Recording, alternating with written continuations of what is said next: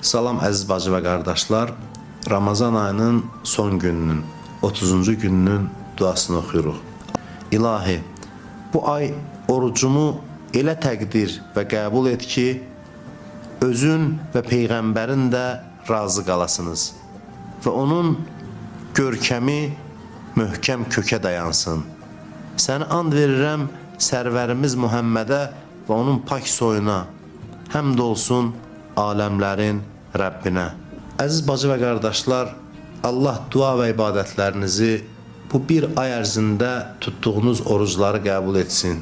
Hər birinizi, bütün Azərbaycan xalqını qarşıdan gələn Fitr bayramı, mübarək Ramazan bayramı münasibətilə təbrik edirəm. Allah xalqımıza firavanlıq, bol ruzi, gözəl günlər nəsib etsin. Amin.